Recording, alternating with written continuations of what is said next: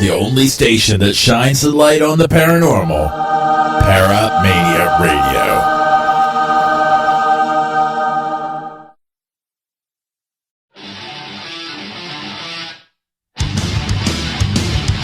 Join host Tim Malley as he brings you the most recognizable names in the paranormal field every Sunday night at 11 p.m. Eastern, 10 p.m. Central on Fox Cities Paranormal Radio.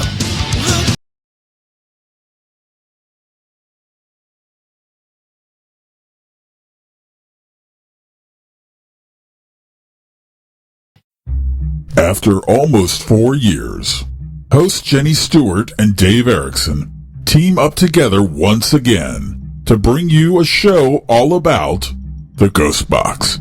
You can join them each week as they discuss various topics about using the Ghost Box and interview teams to share their experiences. Each week you can participate in a live Ghost Box session. You might even find you like it. Distorted Frequency. Coming August 10th. Only on Paramania Radio. The views expressed and the opinions given by the individual hosts and their guests do not necessarily reflect those of Paramania, its affiliates, or its sponsors. You are listening to Paramania Radio.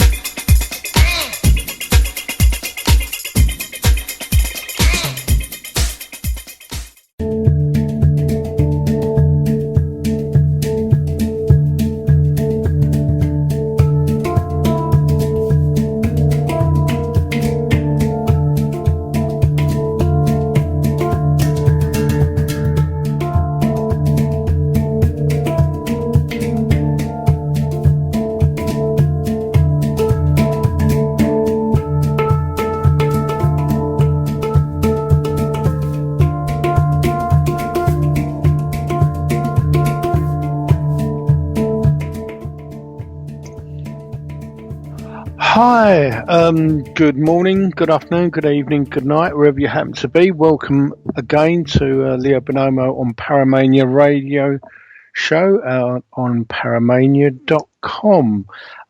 If you do want to call in, the number's 919-2950-150, or you can get us on Paramania Radio on Skype. So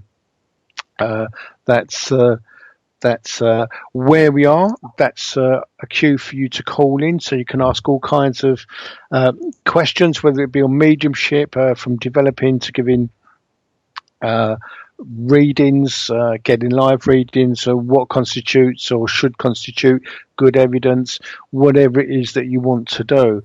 On the 24th of this month, we're going to have Sarah Tyler Waters, a trance medium. Now, trance has a slightly different explanation in the USA, and is taken more to be channeling, but she's a trance medium, so that means that spirit enter her, and if you are interested in guides or information direct from spirit, so many people talk about their guides and trying to get information, you can talk direct to a guide from spirit. Her guide is Master Chow, and he has had over 18,000 different lives. Now, yes, I know that sounds enormous, but time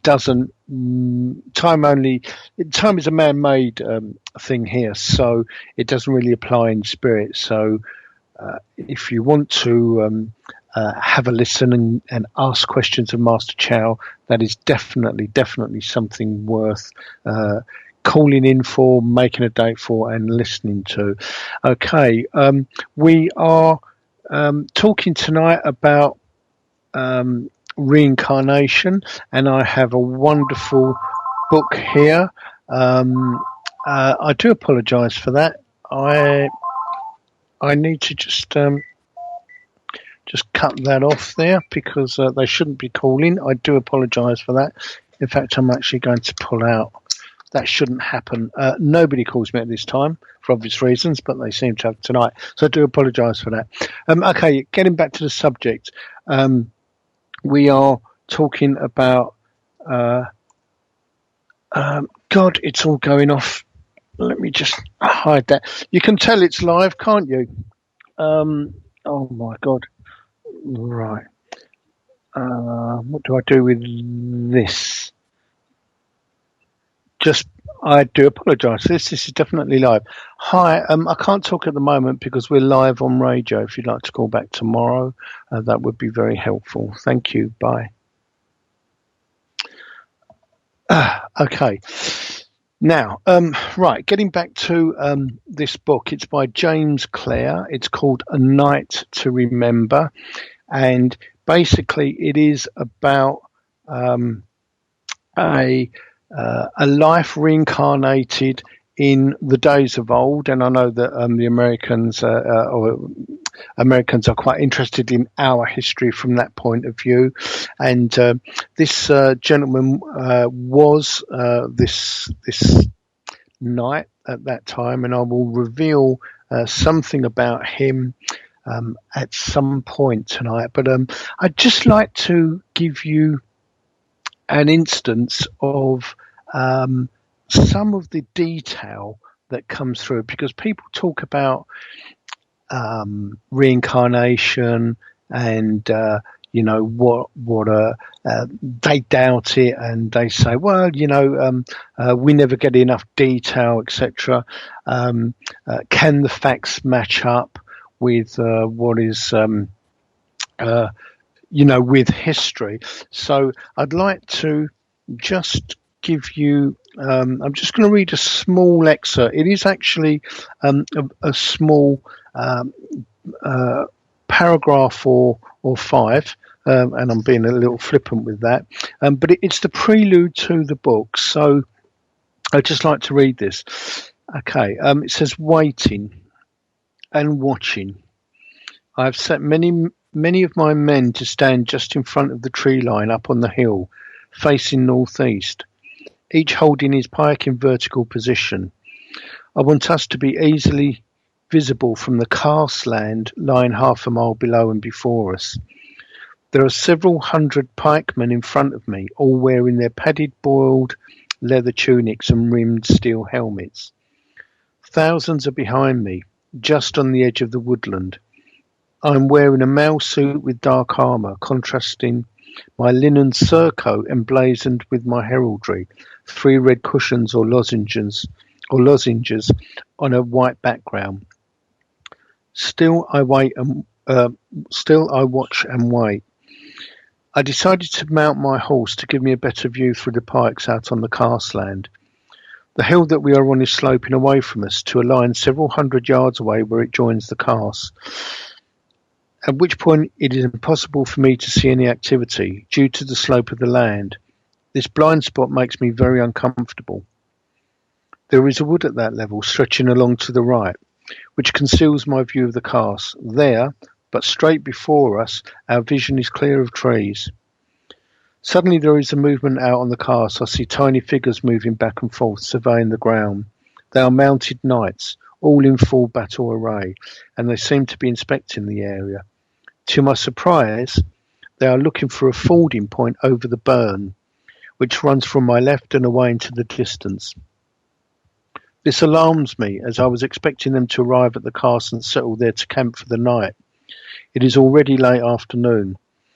I look up at the sky, however, to see the sun still high between the white fluffy clouds. The air is still warm. I look at the land sloping away before us, and the grass is dry but green, thick and lush, with a tiny clump of trees about 100 yards away diagonally to my right. I am still waiting. Now the knights I saw in the karst have disappeared, and once again the karst is bereft of activity. I am becoming anxious now. Where have they gone? Why are they not remaining at the karst? What about that blind spot at the bottom of the slope? Would the enemy really be slipping past us along that blind spot? No, I cannot believe that. No one would have the audacity. I am pacing back and forth on my horse, racked with impatience and anxiety. Of course, we cannot go find out for ourselves, as this would discourage the enemy from camping out there on the cars. If we remain where we are, then they will feel safe enough to camp there. They must camp there. That is crucial to our plan. I am now hot and sweating, waiting for another glimpse of enemy movement. Time is passing, and I know of nothing of the movements of our enemy. Although I have total faith that the enemy would never make such a manoeuvre, I am almost driven mad with frustration. Where is the enemy? Surely they cannot be passing below us on that blind spot. I finally send out scouts to investigate. They return immediately with news that nearly knocks me off my horse.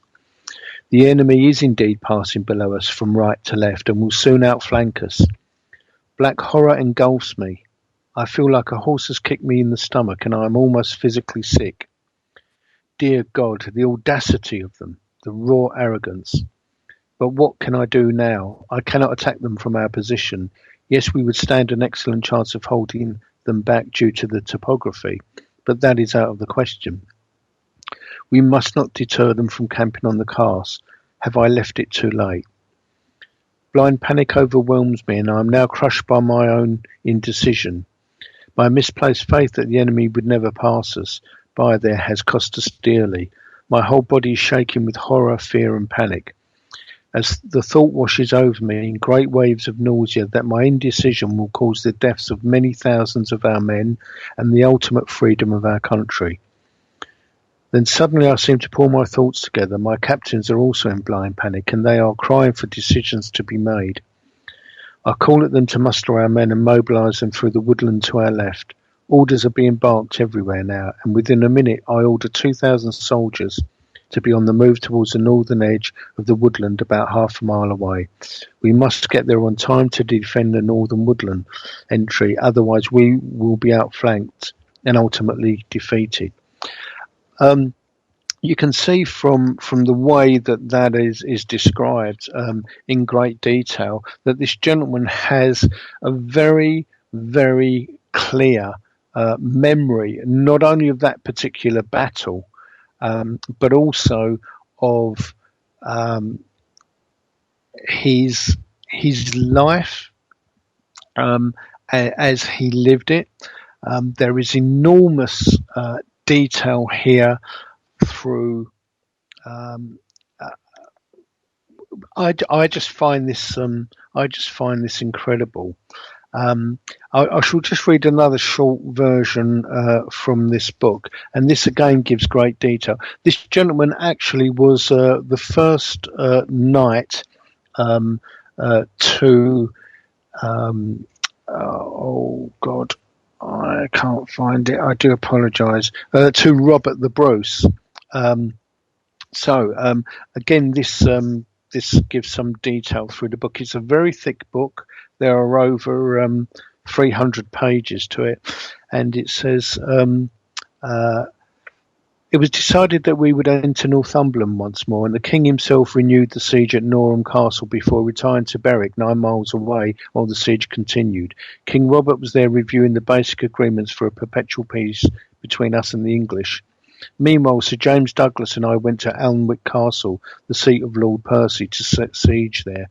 I had not forgotten Henry Percy's father's occupation of my former home, Tunbury Castle, 20 years earlier, and for the sacking of Crossrugal Abbey, the Cluniac daughter house of Paisley Abbey, close to Tunbury. It was by formal agreement at Alnwick that we would have jousts of war there. I was not opposed to this, as there were rules adhering to the spirit of knightly codes and chivalry, of which I wholly approved. Douglas and I declined to take part. There's detail here of protocol, of matters appertaining to land, deeds that were signed. Again, it says here, in February 1329, the king's great ship and flotilla sailed from Tarbert, picking up the king's party at Lamlash in Arran to take the king across the Firth of Clyde to Tunbury Castle to see his son. There is so much information within this book, much of it not physically most people would not be physically aware. Only historians would be aware. But even things were revealed here that historians had not been aware of. And I shall read a little bit later on about the postscript of what's been given. But names, dates, connections, family connections, who was a niece of who, what they did, medals that were won, incredible detail in this book.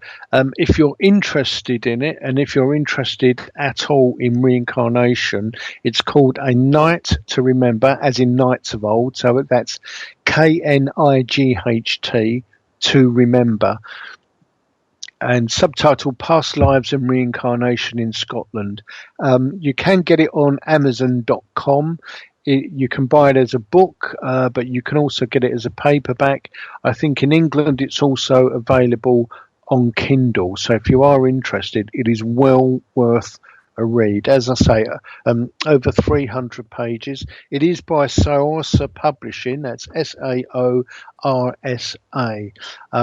On the back of it, it says, in this book, the author details a remarkable journey into the discovery of his past lives and his initial reluctance to accept that in one incredible past life, he was the trusted lieutenant of his uncle and hero, King Robert the Bruce, on whose death in 1329, this gentleman became the regent of Scotland. The author strives to bring the theory and practice of reincarnation into the hearts and minds of all, and encourages the reader to embark on a fascinating tourist excursion into the past, a wonderful journey of self-discovery and the ultimate aim of raising the reader's spiritual consciousness to a new level. I have rarely read books on reincarnation that have been so finely detailed and physically written as a story.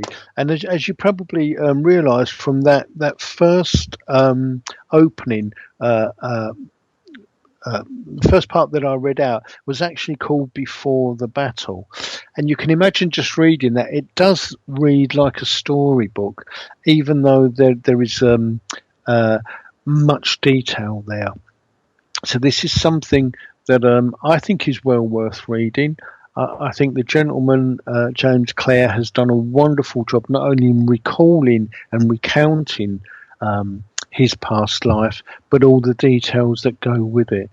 There is a friend of mine who's also writing a book on reincarnation. It will take some time, but he also has absolute clarity of his past life, and he was in a battleship at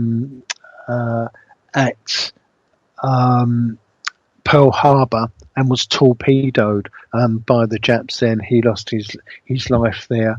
In that life, in this life, he remembers every detail of his complete life.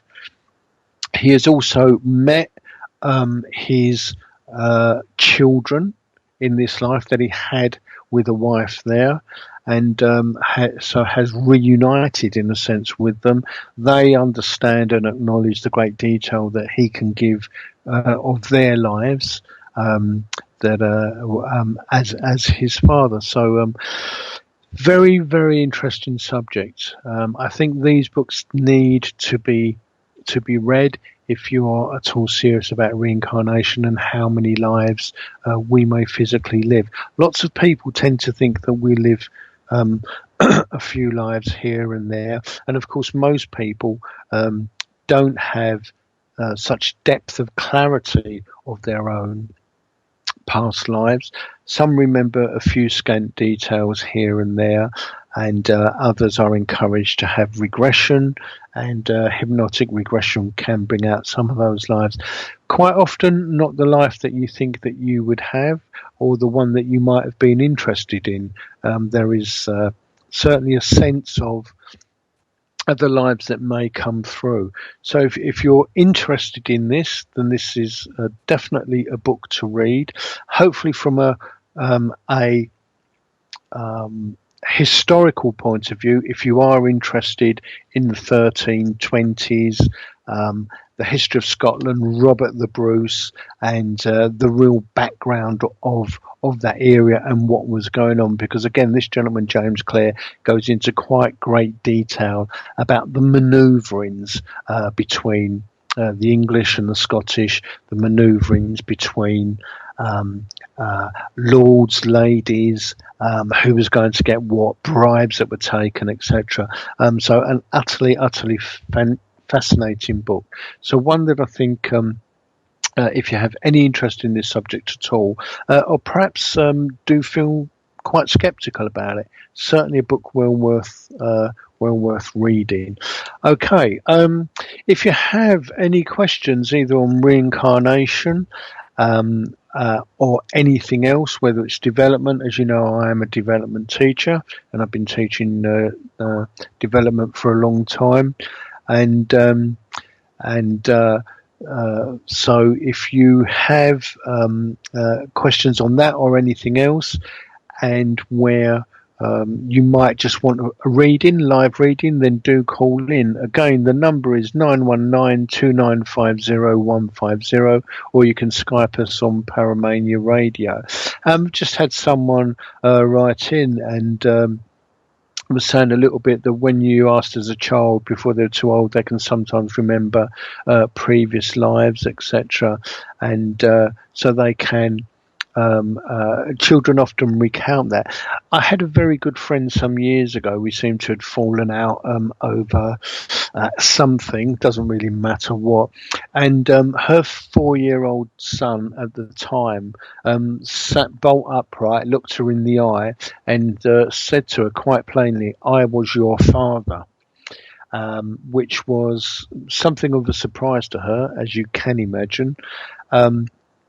But also over several years after, would come up with information about that past life and how he connected to her.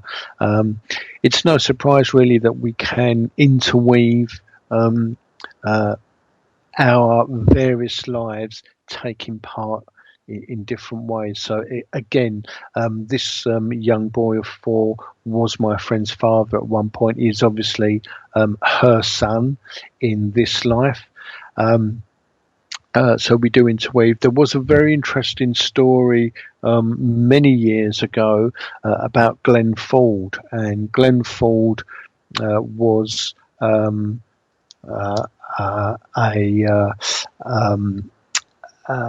lived in France. We've actually got, sorry, I was slightly distracted there. We have a caller called Holly. So we're going to go into that just before the break. And when we come back, I'll recount the story of Glenn Ford. So, hi, Holly, how are you? Hi, actually, I'm kind of sick. I have a cold, but I'm fine. Oh, bless you. Yeah, I guess I was going to say summer colds are the worst. I'm not sure whether it is quite summer where you are, but Yeah. certainly, oh, bless you. Have you any belief or experience of reincarnation yourself? I believe in it, and then somebody told me too I died at Pearl Harbor, but of course I don't remember, but I do have quite the fear of water in this lifetime. I'm afraid to go in the Right. water. Yeah, I know from my experience that sometimes a happening or occurrence does transfer into a fear, sometimes quite an unnatural and unfounded fear here, in this life, and it is a throwback to that. Oh, that's wonderful. Have you thought about regression or following that life through? Yeah, I don't know how to. I never tried that.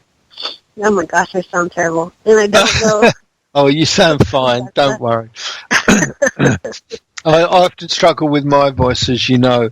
Yeah, I think it's something that we should do. I had flashbacks, 6 of them one time when I was developing in about 15 minutes in time, and it was the last 6 lives that I was murdered in each of those lives. So it was the last couple of minutes in those. Very, very interesting. Not perhaps at all like you'd think it might be, scary or horrific in that way. Okay. Have you? Sorry, go on, Holly. They said I died on the Titanic too, so another water fear. But go ahead. Yeah. Have you any questions, Holly, that you'd like to ask? On a different topic? Doesn't matter on anything at all, honey. Well, I had an offer to live on a ranch, and I kind of want to do it just for the experience and to work with the animals and everything. But the person that offered me, maybe sometimes he's not so nice. Right. So what do you see for that? To be honest with you, I do get the same kind of feeling that you get, that it is something maybe to either look for another ranch or another opportunity, not with that gentleman. I'm seeing a gentleman that I would say would be early 50s, early 60s that you're talking about. Would that make sense to you? Well, he's late 40s, but yeah. Yeah, okay.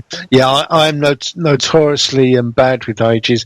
I do get the same kind of feeling as you, of not quite wanting to settle there and do that. I would certainly look for something else, another opportunity, and do experience that.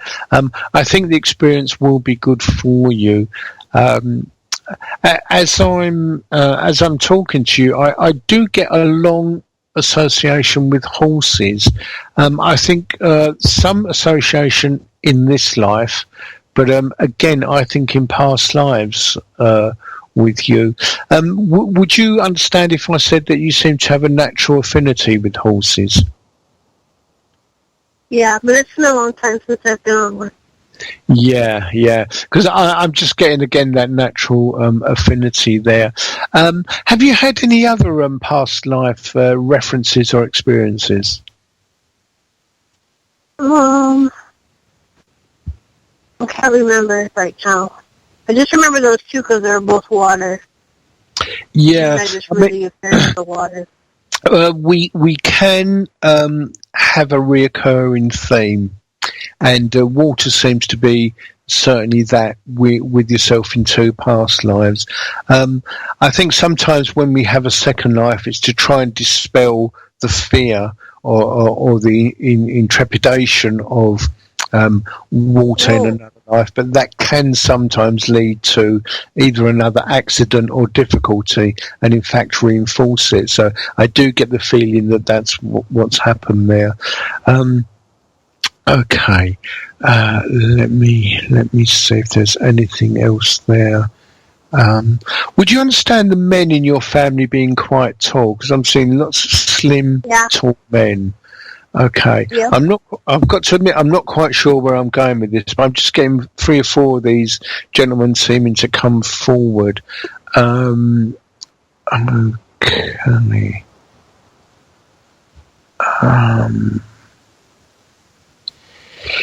I seem to be drawn towards England with you. Would you understand a great curiosity about England in a historic sense, not England now? Because these gentlemen are also talking about a life spent in England. I'm trying to find out where we would go with that. I do feel I'm drawn to Middlesbrough. My geography is really bad, so I'm not entirely sure where Middlesbrough would be, but I'm being drawn to that. And again, I think we're talking quite some time ago. I'm being taken back 200-300 years approximately at that time. So I do feel you've spent time there. I think it would be a good idea for you maybe to look into reincarnation. Hypnotists sometimes have a sideline of regressing a person, so that may be something for you to look at. I know sometimes in England there are healers in churches who also do regressions, and it either costs very little or is just donation. I'm not sure how it would work there in the States, but I do think that is something for you to maybe look at. Okay. Right. We're going to go into a break now, Holly. So thank you so much for calling. Thank you. Please call again. I shall ask for healing for you for the cold. It is. Oh, thank you. It seems to be quite heavy. So you take care now. God bless. Bye-bye. Bye. Okay, so we're just going to go into a break, and we'll see you the other side, and we'll be talking about Glenn Ford and a story that I read many years ago.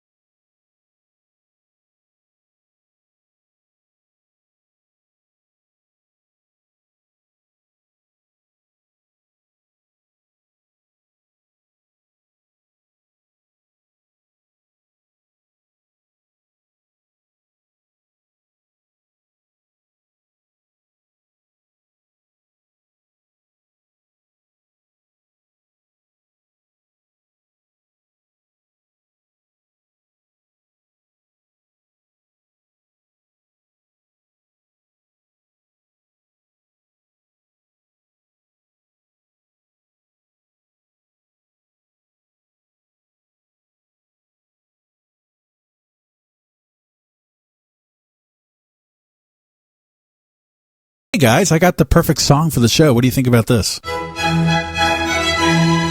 the hell is this? Dude, this is not the boring psychic. Oh, okay. How about this instead? Take out the papers and the trash. This isn't it. Or you don't get no spending cash. No. This is what I'm talking about. Yeah! The party is live every Friday night, 7 p.m. Eastern, 4 p.m. Pacific, with a twist of metal. Melissa Bruce is the heavy metal psychic. Only on Paramania Radio. Be there.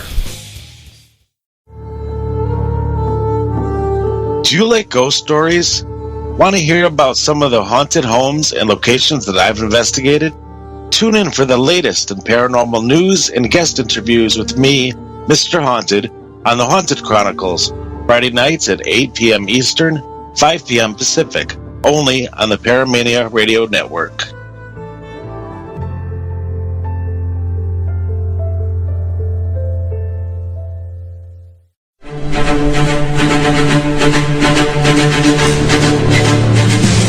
Welcome to the all-new Paramania Radio. Don't go by the book. Think like a pirate.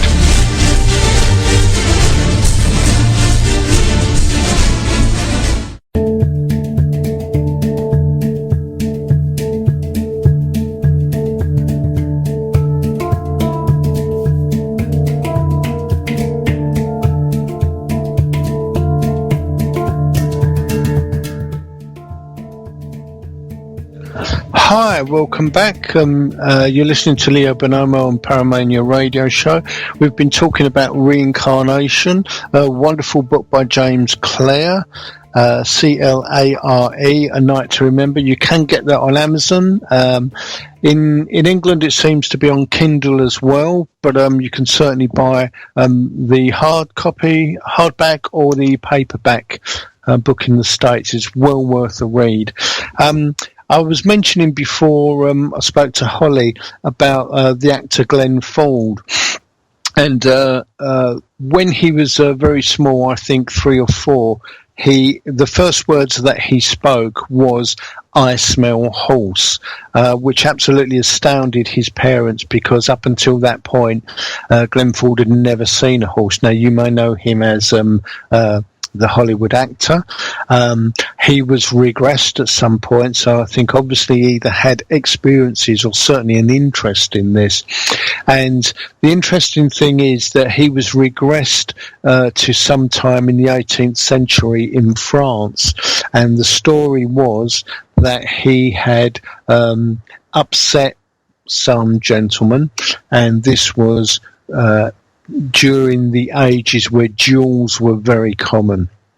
And what the gentleman did, and I use that term loosely, to get his revenge, he hired another gentleman who was an expert swordsman to insult Glenn Ford, whatever name he was using at the time, and challenge him to a duel. And of course, in those days, any gentleman challenged to a duel would take up the offer. Now, Glenn Ford wasn't a particularly great swordsman, and this gentleman was an expert, so the outcome really was basically a no-brainer. This duel happened, and during the regression, Glenn Ford was talking about the duel, and suddenly cried out in pain and was clutching his left breast, and was in so much pain at that particular point that the regressionist had to take him out of it. And what had happened, obviously, he'd lost the duel. He'd got stabbed through the heart, and just where Glenn Ford was holding himself, there was what we commonly call a birthmark.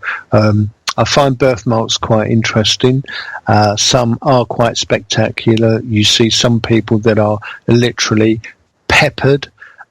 Some are quite smooth. I have a couple myself which are quite round, possibly, although we can perhaps doubt it. The size of a musket ball or a bullet, quite round, so it's obvious that something had gone through. Others can be quite jagged. Some can cover half the face. And we do know from looking at reincarnation that birthmarks can actually be the exit marks of another life. So it's an injury that's caused there. So that was very interesting about Glenn Ford. I know other film stars who I can't think of at the moment have also had some similar experiences. So if you've had, like Holly, any past life recall or suggestions of other lives, do call in. Again, the number is 919-2950-150. While we're waiting for people to call in, at 9 p.m. Eastern Time, 6 p.m. Pacific, Distorted Frequency. And that's a show hosted by Jenny Stewart and David Erickson. And this returns after a 4-year hiatus to Paramania Radio. It's a show all about the Ghost Box and ITC communication. So if you want to know what ITC communication is, it's intertranscontinental communication. And that's basically electronic communication. And you may have heard me speak before about the very early beginnings of TV and radio, and the inventions were inspired by spirit to actually communicate with us. And so ITC into I can't say now intertranscontinental communication is a method by which we can get contact. Now, if you're interested, that show is using that type of communication, and it's featuring a live ghost box session. And what a ghost box does is it picks up the voice and the voice of departed spirits, and allows you to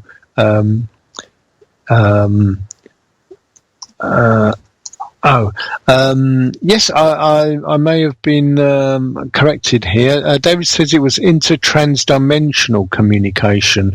I think we have a slightly different name for it in England. However, the same thing applies. It is interdimensional because obviously spirit occupy another dimension other than ours. The ghost box itself will also pick up spirit voices, and depends on the ghost box. I know they've been continually developed and redeveloped and improved, but you can hear yes, David's just said to me several websites call it instrumental transcommunication. So there seem to be lots of different names for it. I think what happens is somebody decides to write on it and then can't quite remember what ITC stands for, and just gives it a go. But you have the idea. That's the important thing. So if you're looking for that show and to hear a live ghost box session, once again, it's 9 p.m. Eastern, 6 p.m. Pacific. It's called Distorted Frequency, and that's the show hosted by Jenny Stewart and David Erickson, and it returns after a 4-year hiatus to Paramania Radio. So do listen. I shall be certainly downloading that myself, and I think this is tonight. I will get some information there on it, whether it's tonight or whether it's starting very shortly. But it is a couple of hours after. No, it is a couple of hours after this show ends. So if you're interested in that, then do go for it. Okay, yep, it's just been confirmed. It starts tonight. Fantastic. So if you're interested in that, and I'm sure you are, as we're all interested in different types of paranormal activity here, do listen in. Okay, so we're just going to continue while we're waiting for some readers to come through, and I shall begin by reading some other small paragraphs from this book. And okay, so it starts. It says, I remember King Robert stressing to me that I must keep Edward under control when in Ireland. He rarely smiled at this time. He was always tense, and I wondered about his health. I expected him to be much happier man now that had his family back with him. His health was always a very touchy subject, so I usually declined from mentioning it. He did crack a light at one point when we were sailing up the Leven from the Clyde, declaring they intended to retire to these lands with his family when the warring was over. He was now in his 41st year and was prone to short bouts of illness, and I felt from him a longing for a peaceful life, despite being possibly the greatest warrior in Christendom. All kinds of all kinds of information here which is verifiable and can be checked. So lots and lots of detail, as I say, incredible detail in that book. So let me get back to my friend and her son. As I said, he had expressed various types of incidents that had happened between him and her and a life that he had. We have covered on this show before instances of a young boy in Israel, and stating that he had been murdered, and he'd been murdered with an axe, and finally his family took him to the Golan Heights. He knew exactly where he was buried and took people there. He knew exactly where the weapon had been discarded, which was some place away from his grave, and he also confronted the gentleman in the village who was still alive about his murder, and that gentleman subsequently admitted it and was jailed. So it's not something that you would readily do, having physically got away with it quite some time before. So the instances of reincarnation and some of the evidence that's coming forward is very, very compelling. We do seem to only go back to certain parts of history. I have always wondered about going back beyond Roman times, back perhaps into the Bronze Age or something like that, and how people lived. Quite often the way people lived is unknown, unless you are a historian and you are open to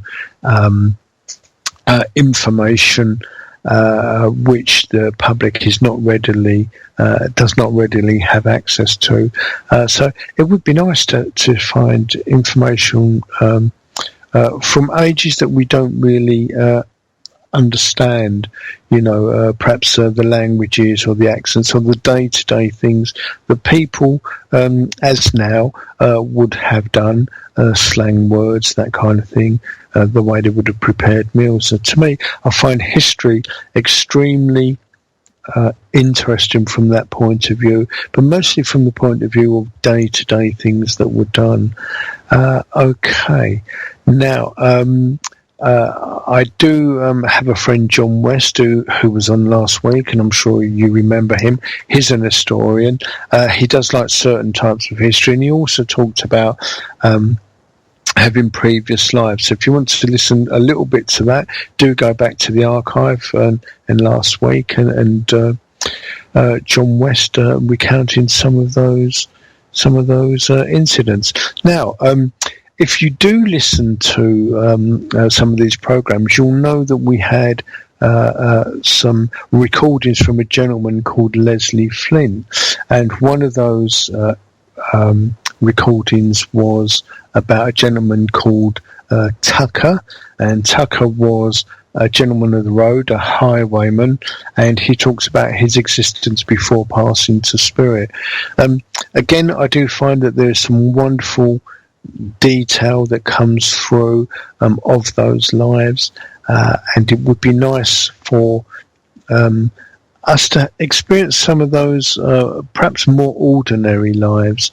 I know people tend to think once they get regressed that they're going to be a king or royalty or a famous general or something like that. We do have to remember that if you add those people up with most people that have existed, of course it's very ordinary lives that we have led. And to me, that's what makes history interesting. Yes, it's nice to talk to someone that has been a general or had an influence or a sway in history. I do find the ordinary person much more interesting. Along with Tucker, we had a gentleman called Wagstaff, and there was his experiences, and he was gassed in the war, and talks of his experiences and how we lived life in Petticoat Lane, and talked about his sister, etc. So we will have some more, some other recordings of Leslie Flint to go through, and I do apologise, my voice is starting to strain. So we will have some more recordings of Leslie Flint so that we can listen to those parts of history. So again, if you do have any other questions, we've got a lady called Margaret now that's waiting to call, so we're going to talk to her. And if you do have any questions either on reincarnation or anything else, or indeed just want a reading, do get in touch. So hi, Margaret, how are you? Just fine. How are you? I'm good. What part of the world are you in? You sound English. Oh, really? No, I'm from the U.S. in Kentucky. Ah, right. It just shows how terrible I'm so bad with accents. For some reason, you sounded quite English. Now you've mentioned it, you don't, but you did. What do you, I'm either picking something up or I'm really having a day off. It happens. Okay. What do you think about a reincarnation and this story about this book from James Clare?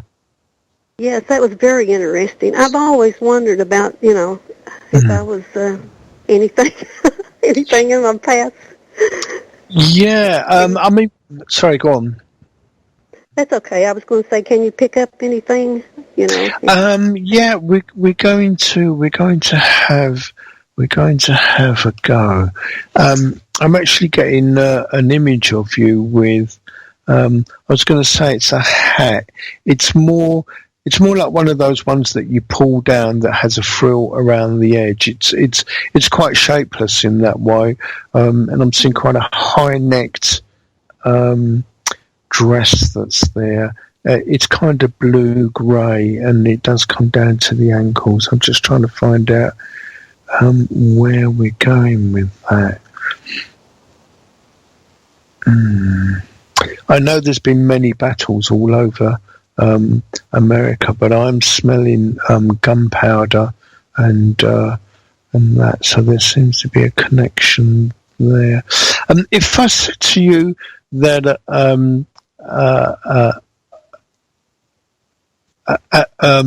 that there would be a connection between yourself and nursing, or certainly a nursing capability with you, would that make any sense to you? Not really, but the dress up, the dress you saw and the war you said, we do the reenactments for the Civil War here, and I'm getting ready to do one of those in a couple of weeks. We do it every year, so that was really good. Oh, bless you. Okay. Yeah, because I can see that, but I mean, it's authentic evidence because it's something that you do. But I guess I was looking for something that really might have happened. Well, I hope it did. I hope I'm reincarnated from that time. That would be neat. Yeah. Would you recognise the colour? A light blue-grey? Well, let's see. Not in my dress, but we always dressed for the southern side. They wore the grey. Okay. Yeah. Okay. I'm just trying to, because I'm getting what I'm getting with that dress and that feeling is sort of caring for the wounded, and I don't know whether you were formally trained or you were just helping because there were such heavy casualties. But I do see that. Would you? I'm being shown long curved needles that would have been used to stitch up flesh, unfortunately. If I said you either had a strong stomach or you had quite a queasy stomach concerning those things, would that make sense? Because I'm getting that kind of connection with you. It'd probably be queasy. Right. Okay. Because I'm getting that sense there, and this is probably I'm not sure whether this is something for radio or not, but I'm getting quite a curious smell, and whoever's here is talking about the smell when the body is open. So we're talking about quite deep wounds, and it's we'll shift from that in case anybody's having their dinner. But he's talking about this, so I do get that feeling of that connection with you. Okay. It's leading me to ask the question, what's drawn you to do reenactments? Well, we have a battlefield that was right up close to our house here, and they just reenacted every year where they fought a battle. Mm-hmm. So that got me interested in it, and I started tracing my family back, and we had family that fought there on the battlefield. So we, got interested in that.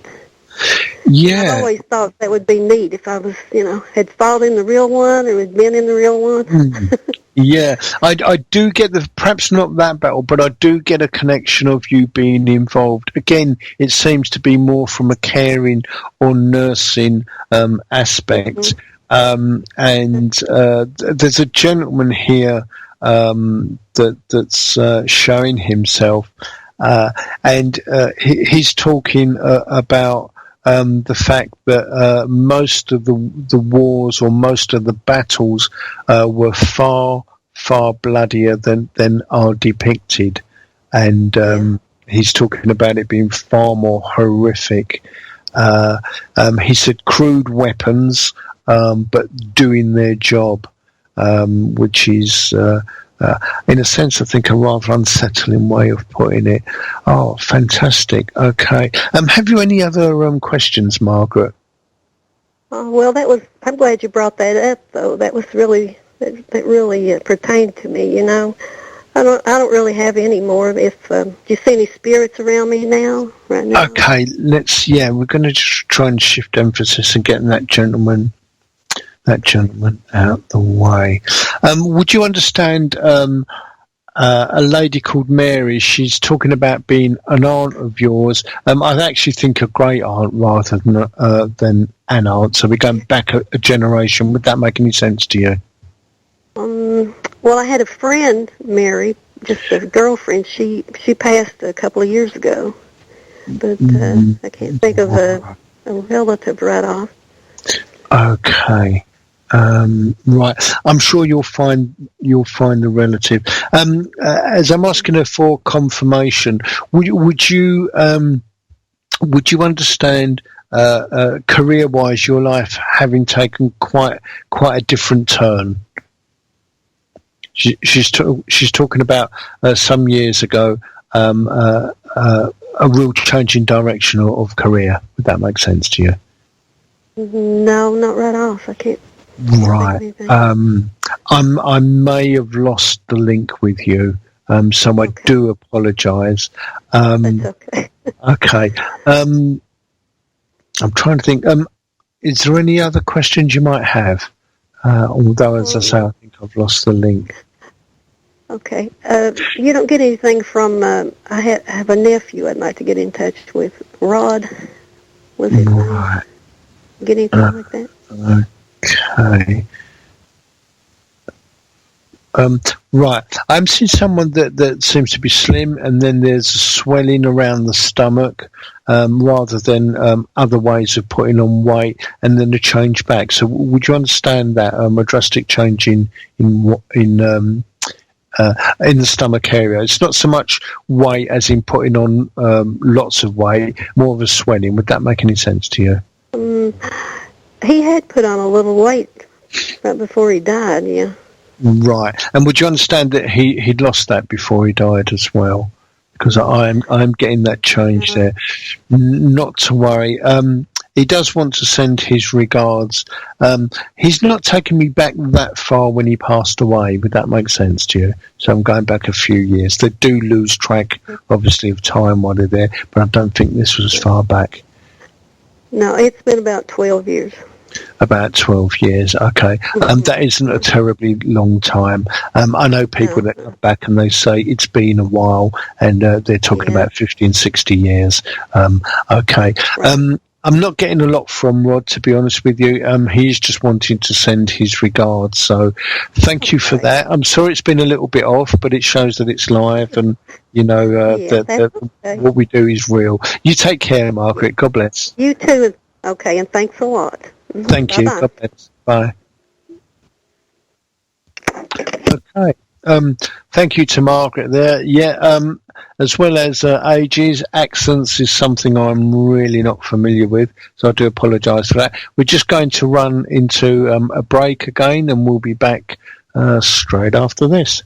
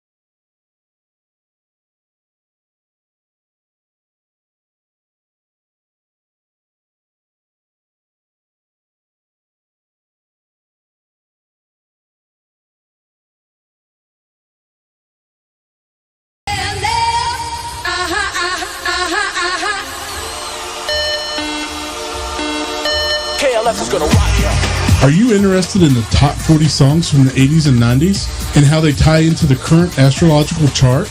Then tune in to the Indigo Weekly Top 40 each week on Sunday at 8 p.m. Eastern, 5 p.m. Pacific, only on the Paramania Radio Network.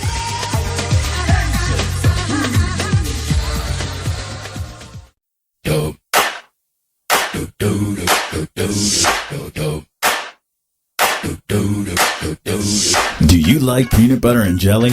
I do. So tune in to Rockin' with Doc every Sunday at 9 p.m. Eastern, 6 p.m. Pacific. Why? Because you can. Only on ParamaniaRadio.com. Lock it, fill it, curl it, find it, view it, code it, jump and lock it, surf it, scroll it, pose it, click it, cross it, crack it, switch, update it, name it, read it. If you want to learn about how paranormal investigators use technology, what we use, and how it works, then check out Tech Time with Brock and Doc every Sunday at 10 p.m. Eastern, 7 p.m. Pacific. Only on the Paramania Radio Network.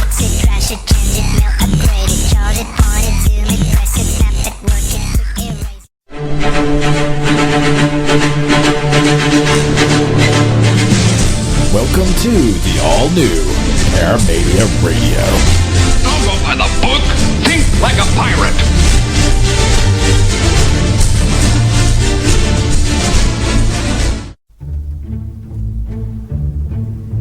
Are you interested in the paranormal? Want to go on an investigation at a real haunted location? And meet investigators from your favorite shows? Then the ideal place for you is Ideal Event Management. Check out our upcoming events and get your tickets now while they last at www.idealeventmanage.com.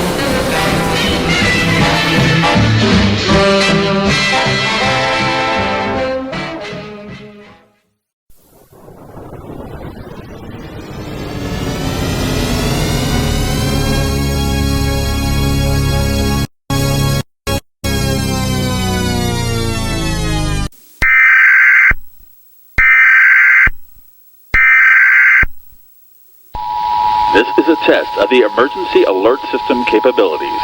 This test has been initiated by National Alert and Warning Authorities in coordination with Emergency Alert System participants, including broadcast, cable, satellite, and wireline participants in your area. If this had been an actual emergency after the attention signal you just heard, you would have been informed that you missed Fireside Chat with Mama D on Paramania Radio. Fortunately, this was just a test, so join Mama D Angel every Monday at 9 p.m. Eastern, 6 p.m. Pacific on Paramania Radio. We now return you to your regular programming. You are listening to Paramania Radio. Want a platform for those seeking spiritual awareness? With the sharing of knowledge, this show hopes to inspire and bring others together to share experiences, abilities, and inform, allowing all to share regardless of faith or the path they walk. Tune in every Thursday at 9 p.m. Eastern, 6 p.m. Pacific for The Web Weavers with Sprinkles Nixon.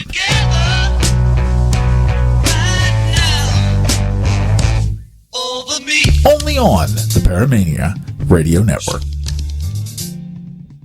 Actualmente estás escuchando Paramania Radio.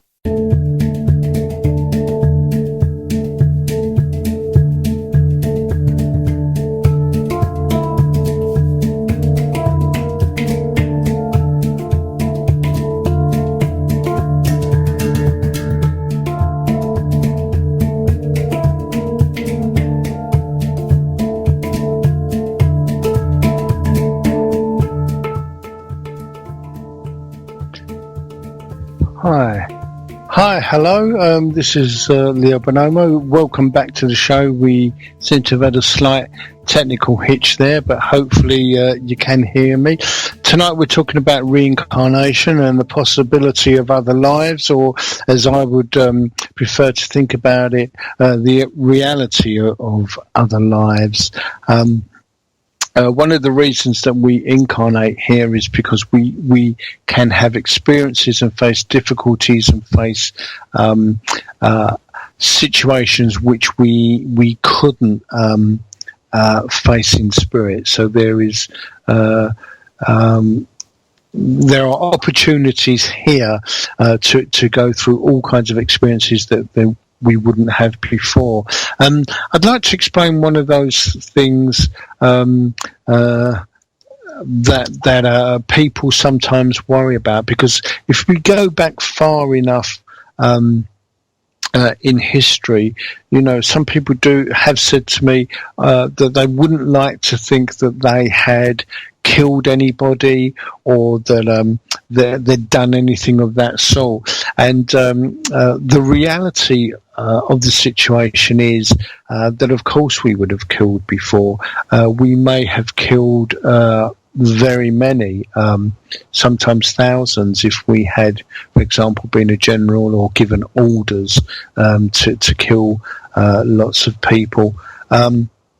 Now, the way that my guides explained it to me was that if you take 20 different people, male, female, whatever, one would act as the murderer. So in that life, you would be the murderer.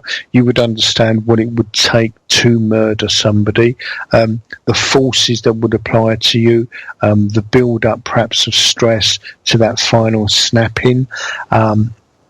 And so you would experience what would actually drive you to murder somebody in the next life. And of course, this is greatly simplified.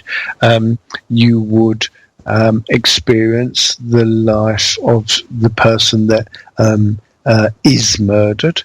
And so you would understand what it feels like to be in that position, what may place you in that position, because sometimes it is a two-way thing. You know, one just won't quit, the other will move forward. So we've got that kind of situation. In the next life, you may be the mother of the person who has been murdered and experience that from that position. In the next life, you may be the mother of the murderer. You could play parts of the cousin, etc. So from those 20 different angles, 20 different viewpoints, you would experience one incident from every different possible angle, so that there is a completeness there and an understanding of the whole situation. That essentially is the purpose of reincarnation. That is the purpose of gathering information in a spiritual sense and gathering those experiences so that we can have a fuller understanding. Now, what happens is, if you imagine the soul as a diamond, as facets of a diamond, and each facet will eventually break off to have some kind of experience, and in that sense gets polished. So facets would break off, would incarnate, have an experience, pass away, go back to reflection or some sort of resolvement. So we would see our lives and we would understand all the part that we played in that particular life, and then gradually go back to the soul or the diamond, if you like, and the facets will break off and each take their turn. So if you can imagine that in that way, there is a real need from a spiritual sense to incarnate, to have various aspects of various situations shown to you for you to experience those, so that there is a completeness there. I don't know if you read the Bible or not, but you would be aware of Jesus saying, "Judge not, lest you be judged." And the reason that was said was because we are not, from one experience, this life, we are not able to fully judge another person as to their actions. There is another old saying of, walk a mile in my shoes. We can't have a complete picture of what will drive someone to something.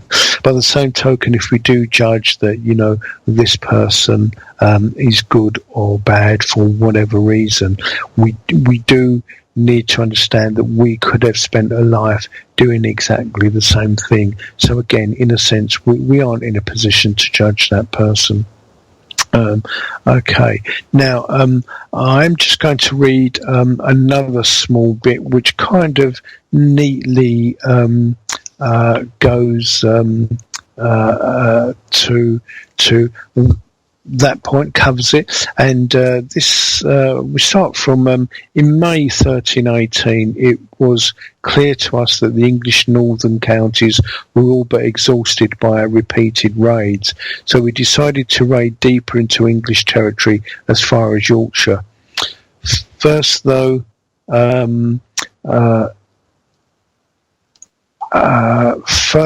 we have a caller, so it's actually my friend John West, so we're going to talk to him in a moment. It says, first though, we attacked once again Hartlepool as a reprisal for the capture of one of our ships. With Sir James Douglas, my forces burned Northallerton and then south to Boroughbridge, and as we arrived in Ripon, we found that the people had locked themselves in the sanctuary of their minster. I had no intentions of killing these innocent people, especially in the holy sanctuary, so I agreed to them paying us 1,000 merks for us to leave their city unmolested, taking 6 hostages as collateral. However, they were no longer willing to raise this sum, so I decided to leave Ripon, allowing the citizens to return to what little was left of their plundered homes. I planned to return unexpectedly to receive their payments or utterly destroy their town, including the minster, and that would be a church, of course. Gladly, nearby Fountains Abbey did pay handsomely for their immunity from attack. So again, we have an insight into the bargaining power, how funds were raised. Money's collected not only by the king, but also of lords and ladies that would help the king and thus enrich themselves. So there was war struck for all kinds of reasons, but certainly the acquisition of money and lands would be one of them. Again, as this gentleman, James Clare, states, sometimes in reprisal. So okay, we're just going to go, and we've got John on the line. Hi, John. How are you? Oh, hello, Leo. Enjoying the show. I thought I'd quickly phone in and be a bit cheeky and ask perhaps for a reading if you feel like it. Yeah, let's try and go for it. No problem. How are you enjoying this? Have you read this book, A Night to Remember? No, I haven't actually. I've read a few books on reincarnation, but I haven't read that particular one. I've read the one concerning York and the reincarnation. Is it the Skull Tapes, was it? Yeah, I've read that one, but not the one you... Yeah, this is, I mean, from a historic point of view, I think you'd find it fascinating because there's 300 pages here full of detail. So it's a good thing. Okay, let me just try and get a link with you there.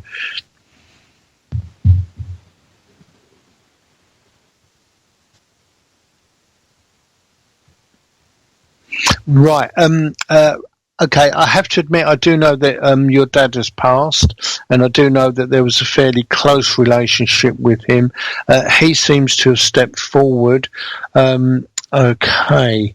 Now, if I say there was a strange bond between you, if I change the word strange to quirky, would that make sense to you? Yeah, we both had the sort of same sense of humour, so that would fit, definitely.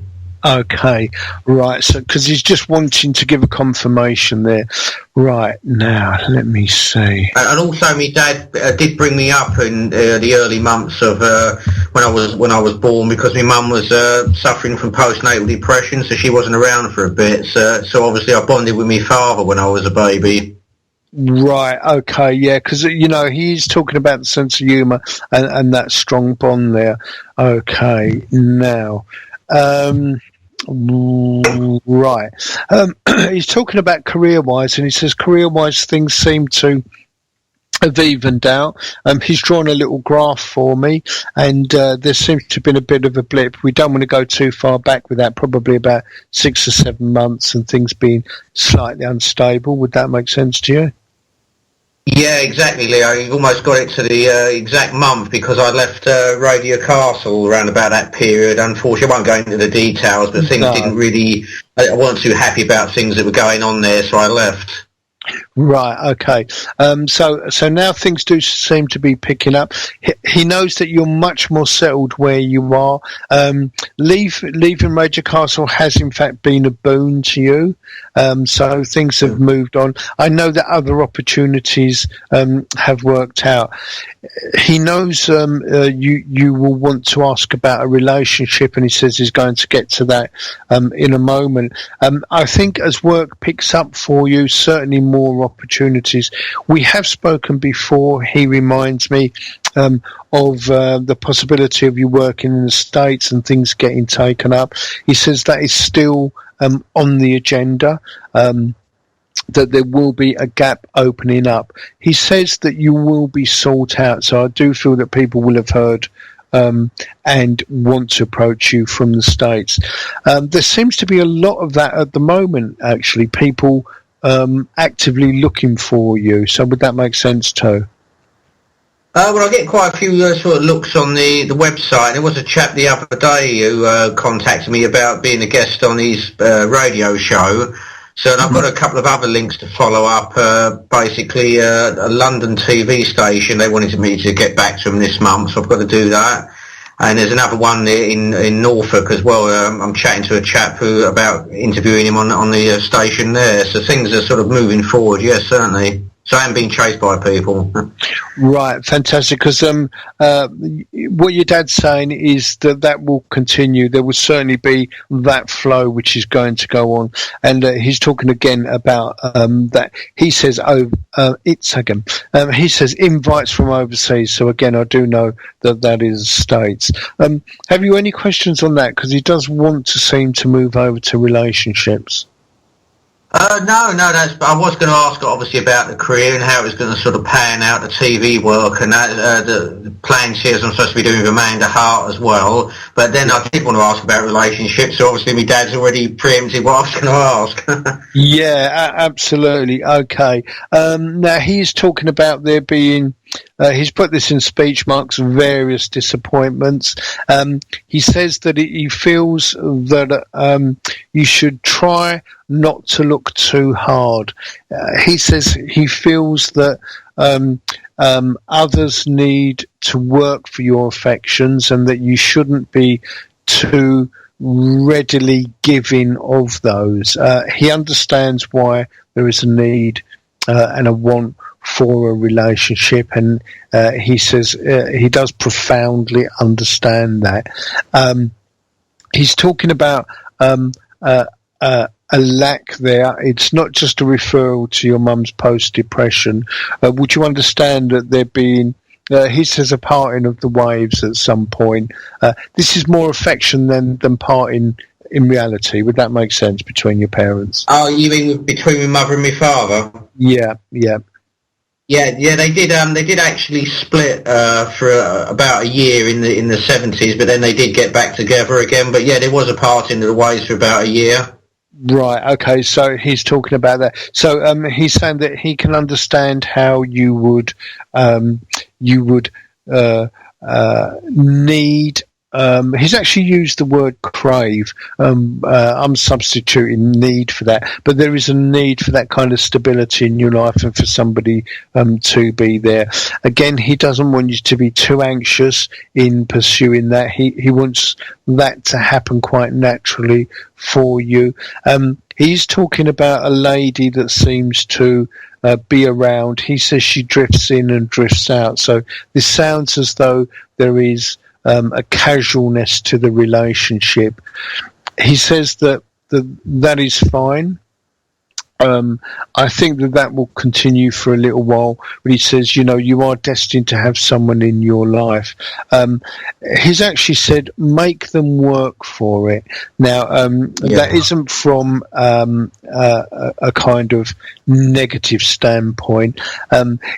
I feel that they have to prove themselves to you, that they are really committed to you before you go, what he says is the extra mile in committing to them, because he says what you do want is somebody to commit to, and you give your heart a little too easily. Would that make sense to you?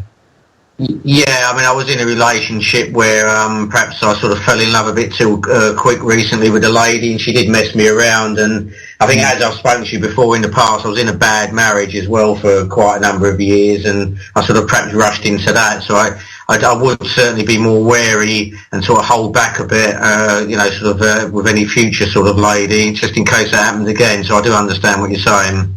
Yeah, fantastic. He says, the feeling will be different when you find, and he's put in speech marks, the one.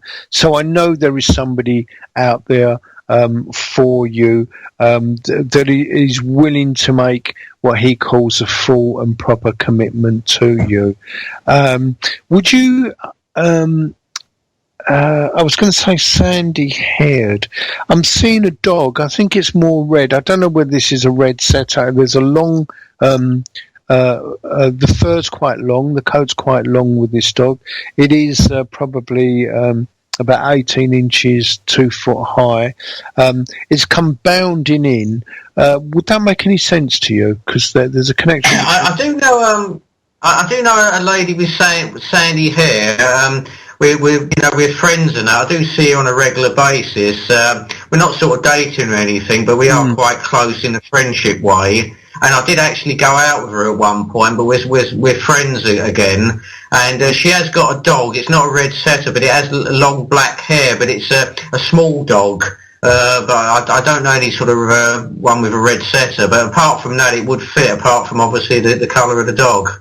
Right, okay. Because your daddy's actually talking about a dog. I'm sure it will come to mind at some point. He was trying to give you the existence of this dog. The dog's now passed over as a confirmation that there is a good, strong relationship there for you. And he says you have been incredibly patient. It is just a question of a little more patience for you before things bond together. He's actually used the word bond 3 or 4 times. I think you've used it as well. And for him, it's very important that everything is natural and everything is strong. That's there. He says that there is nothing that needs to be forced. So again, he's talking about a natural connection there. I feel it's somebody that you don't know. He's somebody new coming forward. He says that you have a fairly wide circle of people that you know. He's talking about males as well as females, but he's saying that you need and you will extend that, so you will bring more people to you. But there is a lady that is coming forward to you. In fact, you won't know her, and she wouldn't be a partner to you. But it's interesting that I'm getting a lady that's quite tall, very slim, that does have red hair, and he keeps showing me that image. So I do get the feeling that you will find someone that certainly has sandy coloured, if not reddish hair, that is quite tall and slim. Your dad says that you wouldn't be averse to a lady that's taller than you. I'm thinking maybe 2 or 3 inches taller. So would that make sense? That yeah, it wouldn't bother me a tall lady at all. It doesn't really bother me the height of them. I've been out with very short women, so. Yeah. So he's talking about that. I am trying to get some sort of timeline with that. In a way, it's slightly annoying. He says there is no rush. I think he's trying to underline the fact there that you shouldn't be in a rush for this to happen. He says it's sorry, got that wrong way around. It's quality, not quantity. So I think he's just waiting for the right person to come along, and then that will happen for you. I see. Okay, I've just got a strange image. I know you're a keen fan of Kenny Everett, so what I'm seeing is a large lollipop. You know, the round ones that were candy and fairly transparent. I remember them. Yeah. Okay, and I've also got a girl. Obviously, the makeup, there's freckles painted painted on her. I get the feeling that might have been in some sort of sketch. I'm not sure. I can actually tell. I can tell you that Hot Gossip was the dance group that was on the Kenny Everett video show, and one of the dance routines is totally politically incorrect now, but one of the girls was dressed up as a schoolgirl with a large lollipop and freckles on her face. Ah, right. That's what I'm being shown. I think he's trying to give that to you as a confirmation that not to be over anxious about somebody coming forward, that they will come forward for you. I don't know whether you've thought about children, but your dad is saying that children would be something to think about, almost cautionary in that way. So would that make sense as well? I never had children with me wife, but I've never really sort of thought about kids, to be honest. As I'm in my 40s now, I thought perhaps I'm a bit too old for that. I don't know. Right, okay. Yeah, because he's talking about it as something to be thought about. Again, not a warning, but just something to bear in mind. That may also be connected to the age of the lady. As I've asked, he said round about your age, so I don't think it's more than a couple of years either way, so she may be slightly older than you. As we go into the break, John, any other last questions?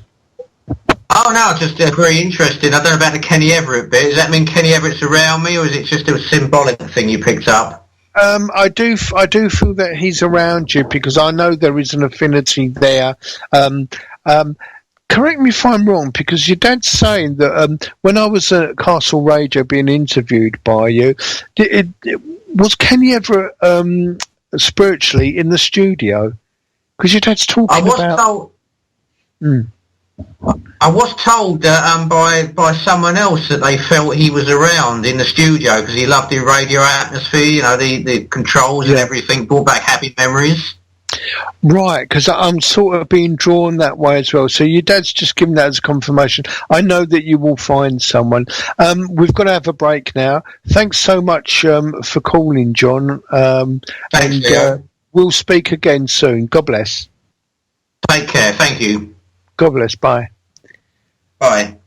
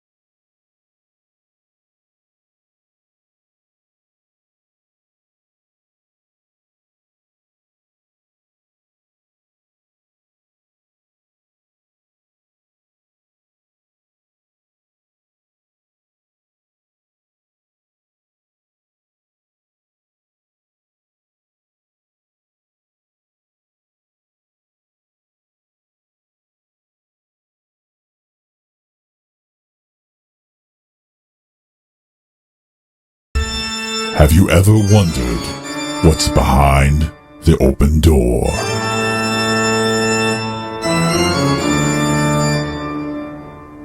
Then tune in with hosts Maggie Renee and Vicky Johns every Wednesday at 8 p.m. Eastern, 5 p.m. Pacific. Only on the Paramania Radio Network.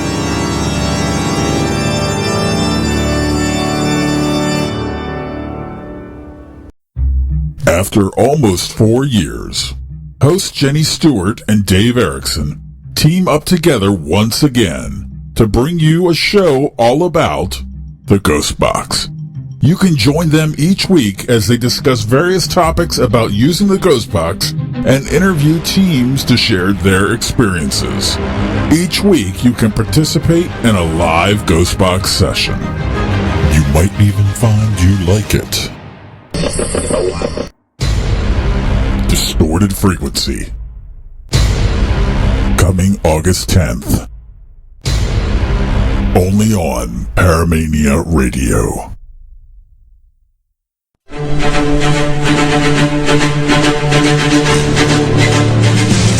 Welcome to the all-new Paramania Radio. Don't go by the book. Think like a pirate.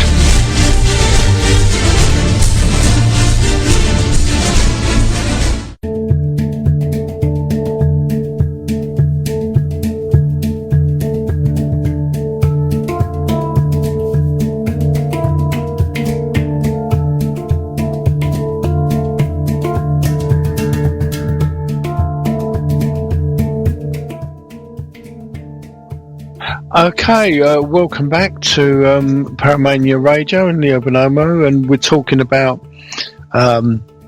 specifically a book called A Night to Remember by James Clare, and it's his recollections of being Robert the Bruce's aide and confidant in his war with England, and a very, very detailed book. So if you haven't been made aware of it and you're interested in reincarnation, or simply from a historic point of view, there's a lot of information here on Robert's ceremonial robes on his that he wore, from downs to a small, what's described as a small gold circlet up on his head, but not a great crown, and curtains, and wearing hats, and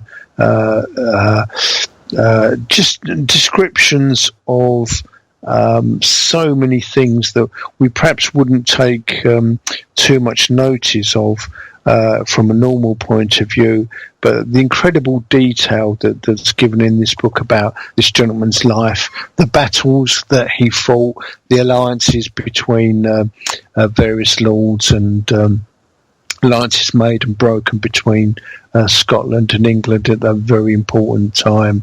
Of course, around that time, this would also have been around the time of William Wallace, and to be honest, I can't remember if that's physically mentioned within this book, but I assume that it is. But certainly a very interesting period of English and Scottish history. Some people do have a remarkable recollection of past lives with all kinds of details, and I think it is certainly a subject that can and should be studied very seriously, because it's certainly very much connected to spirit. People seem to treat it as a different branch altogether.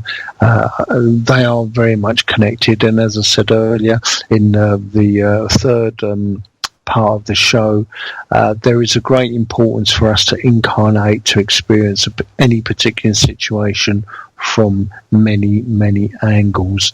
On the 24th of August, I have another very special guest by the name of Sarah Tyler Waters, a good friend of mine, a trance medium, an exceptional trance medium. As I mentioned before, trance has a slightly different connotation in the USA. But this is trance is where the medium is removed completely from the body, and the communicator will step in, will physically control the body. So it's the personality and the image of the person that steps into to make that communication that is seen. So there is no consciousness from the medium. There is no interference from the medium. It is a complete, distinct personality change or person change with the communicator stepping in. I think in America, trance is interchangeable with channeling. Channeling can be on various levels. It can be very light, where just ideas are expressed that the medium would express. Also, it can be in various states of semi-consciousness. And as we reach further into that, you go from channeling to overshadowing, which is a much closer union of the spirit with the medium, and how the body is affected. And trance is where, again, to an extent, complete control is given over. Now, that may sound a little bit frightening to people, that complete control is given over. Proper trance work, full trance work, does take many years to develop. It does take a great deal of trust between the medium and the communicator, that the body, if you like, will be given back. So it isn't something to be entered into lightly, but you will find, if you're lucky enough to see Sarah demonstrate physically, you can see her change from the woman that she is. The features will change into a Chinese gentleman, and that is Master Chow. The mannerisms and characteristics are completely different. They work together so well that Master Chow can and does fully automate the body. So Master Chow will actually get up while Sarah's completely unconscious. He will use her body and walk around the room, not bumping into any obstacles. Now, this is in semi-darkened room. It can be in light as well. But when you understand that because Sarah is completely unconscious, her eyes are closed, she can't physically see anything. So that's part of the process. So if you're interested in listening to not only Sarah talk about trance work and a little bit of her history, but physically having Master Chow answer any questions that you have, that would be a wonderful thing. He doesn't do personal readings in this kind of demonstration, but if you have any philosophical questions about the afterlife, any of those kinds of things, he's very, very happy to be enlightened. Lots of people talk about their guides and wanting proper access to them, and always wanting the highest possible access. Well, if you ring in or listen on the 24th of August, you will get a rare opportunity to physically ask a higher guide about conditions in the afterlife, again about reincarnation, whatever you wish. As I had said before, Master Chow has had in excess of 18,000 lives. Now, I know that seems an awful lot. To us, it seems an awful lot. And if you think back in a generational sense, we don't have to go back too far, perhaps 10 or 15 lives and lifespans to get back to when Christ was alive. So to think of 18,000 in that context is quite mind-blowing. One of the reasons that this is possible, of course, is because life as we know it, and time as we know it does not exist in spirit. One of the ways that my guides explained this to me was if you imagine Earth as a sphere, so we could land physically in America somewhere, the UK somewhere. So if you imagine that it has a similar kind of appearance, and if we draw a diagonal line through from any particular angle from the surface through the centre and out the other side, and we take that as a timeline, so we're only dealing at this moment with Earth incarnation. You can pick anywhere on the globe for where you want to be placed, and along that line that cuts through that, you can pick any particular point in time to go through it. So the choices are made. For example, we could choose, once we pass now, to live in Tudor times. So we could pick anywhere on the Earth as a starting point or a place to incarnate, and we can choose any particular time. So if you think about it in that way, and Master Chow having immense experience, Master Chow himself as an incarnation when he was on Earth actually predates Christ. So that will also give you some indication. Now, he often comes through as Master Chow. There are other incarnations that he's had, which he sometimes expresses, but generally he will use Master Chow, that incarnation, to talk through. There is also a group of people, a group of entities that can come through Sarah, known as the Oracle, and it's a blending of souls, if you like, that will give information. But generally, she gives access to Master Chow. So if you're interested in that, interested in answers, if you like, direct from the source, from a high guide, then certainly do listen in on that. He will be pleased to answer any questions except personal ones, so he doesn't do personal readings, as I say. But look forward to that. That's on the 24th of August, same time, obviously here on Paramania Radio. So we have a few minutes left, roughly 8 minutes. If you do want to call in, it's 919-2950-150. You can Skype on Paramania Radio. So if you do want to ask any questions, whether it's of a paranormal style or whether it's just for a private reading, although being live on air, then do call in. Okay, now while we're talking about reincarnation, there's another gentleman that's very well worth mentioning, and this gentleman was Arnold Bloxham, and the name is spelled A-R-N-A-L, Arnold, Bloxham, B-L-O-X-H-A-M,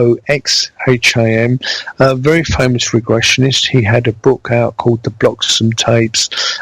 He had regressed over 600 people from various time periods, and he put several of those in a book. There is also replays of those recordings on radio, some of them quite famous now. I have searched to see if I can download those recordings, or that particular radio show being aired. Seems to be very difficult to get it. You can't seem to get the original book. There are lots of books called the Bloxham Tapes, or Arnold Bloxham Tapes. They are basically rehashes. It's somebody else's take on what he did and what come through, and that the original book is very, very difficult to get hold of. I do think it may well be out of print. Very hard to get hold of, but again, if you're interested in that, do have a look at that. That book, the Bloxham Tapes, as such, is also available on Amazon. So that's a place to look it up. But as I say, it isn't the original. The original one's very hard to get hold of. So we have a few minutes left. If you are interested in calling in, please do. It's 919-2950-150, or on Skype it's Paramania Radio. If you're looking for a private reading from myself, you can find that on www.leo-bon for Norman OMO.com, so leobonomo.com. We can do private readings either face to face if you're in England and not too far from the city. We can also do Skype readings, phone readings, whatever, FaceTime, if that's your thing as well. So we can do those readings there. Also do email me readings. So if you want to look, do go to that site. You can find some recommendations from various people. As always, they have to be genuine, provable. It's not something I like to do, but it's kind of a necessity. People do like to read reviews. So if you're interested in that, do give me a call or email me on psychics, PSYCHIC, .nights, and that's spelled the English way, NIGHTS, at NTLworld.com, so you can get me on either of those. I am on Facebook, of course, and Twitter, so if you just want to Google me, you will find me. You'll find lots of back editions of these shows connected there. You'll also find some video of me working on my YouTube channel, so if you want to have a look at that, you'll find all kinds of interesting stuff, what I've been doing in the past. Lots of blogs, lots of current things that are going on. I do write also for Psychic World newspaper, and I also am connected with the ASSMPI, which is the American Association for Standards in Mediumship and Psychical Research. We do have very high standards, so if you're interested in looking at that, you can also, if you want to find other mediums, including myself, you can find us on the afterlifeconnection.com. Lots of light workers, so you'll find some healers there, etc., as well as mediums. So if you're interested, you can find me in lots of different places, but of course here on Paramania Radio itself, every Wednesday, EST is 5 till 7, British Summer Time 10 till 12. So just to recap, reincarnation, very widely studied subject, lots and lots of evidence for its existence, especially if you find books like this. Great amount of detail in this. Some people having very, very vivid lives. Of course, there are other books on and around this subject. One of them, can't remember the gentleman's name that wrote it, but it's called Life Before Life. So pre-incarnation, if you like, and also Life After Life. Both books written by the same gentleman. Vast subject of incarnation. Lots of proof coming up in different ways. Okay, I'm just going to take a quick drink because, as you can probably hear, my voice is starting to run out. So I'm just going to take a quick drink. Okay, there are many archive editions of the show, so if you want to look on that, do go to Paramania Radio, so it's www.paramaniaradio.com. Look at the archives there. You'll see all kinds of shows, including my own. So we're just going to go and say at 9 o'clock, which is a couple of hours time if you're looking at Eastern, or 6 p.m. Pacific, we have a show being revived. It's called Distorted Frequency. It's hosted by Jenny Stewart and David Erickson. Dave, who produces this show, and it returns after a 4-year hiatus to Paramania Radio. It's a show all about the Ghost Box, which is some equipment whereby spirit can speak through, and ITC communication. So if you're interested in that, that's in a couple of hours' time, literally from here. It's been revived. It starts tonight, and very, very well worth listening to. I'm certainly going to download and listen sometime tomorrow. So do join us again. We're here again next week. I'm trying to sort out a guest for that. If not, there'll be live readings, certainly subjects of interest for you to talk about. So do tell your friends, do call in, and we'll speak to you very soon. God bless and thank you.